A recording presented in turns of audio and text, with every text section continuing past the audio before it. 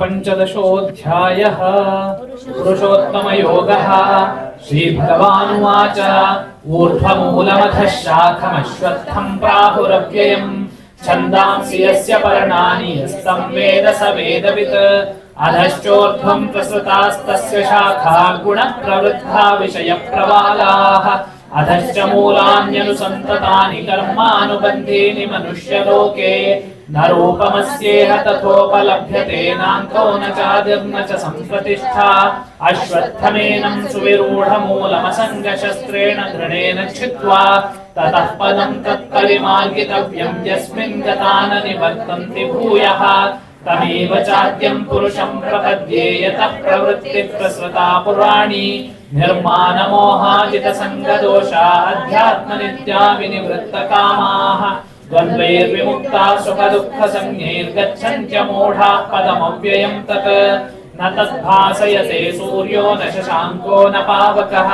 यद्गत्वा न निवर्तन्ते तद्धाम परमं मम ममैवांशो जीवलोके जीवभूतः सनातनः मनः षष्ठानीन्द्रियाणि प्रकृतिस्थानि कर्षति शरीरं यदवाप्नोति यच्चाप्युत्क्रामतीश्वरः गृहीत्वैतानि संयाति वायुर्गन्धानि वाशयात् श्रोत्रं चक्षुस्पर्शनं च रसनं च अधिष्ठाय मनश्चायं विषयानुपसेवते उत्क्रामन्तं स्थितं वापि भुञ्जानं वा गुणान्वितम् विमूढानानुपश्यन्ति पश्यन्ति ज्ञानचक्षुषः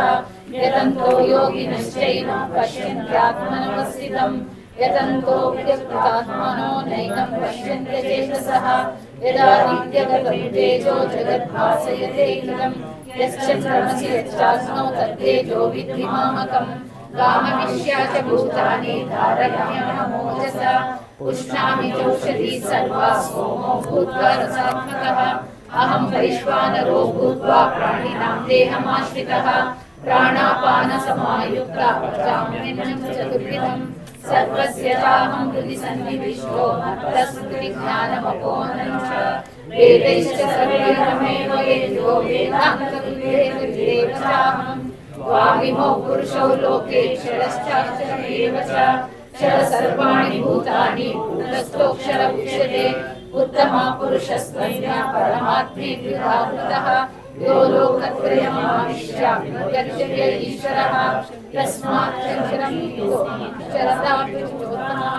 अधोऽस्मि लोके वेदे प्रतितः पुरुषोत्तमः यो मामेव सम्बुद्धो जानाति पुरुषोत्तमम् स सर्वविद् भजति मां सर्वभावेन भारत इति गुह्यतमं शास्त्रम् इदमुक्तं मया नघ एतद् बुद्ध्वा बुद्धिमान् स्यात् कृतकृत्यश्च भारत ॐ तत्सदिति श्रीमद्भगवद्गीतासु उपनिषत्सु ब्रह्मविद्यायां योगशास्त्रे श्रीकृष्णार्जुनसंवादे पुरुषोत्तमयोगो नाम पञ्चदशोऽध्यायः।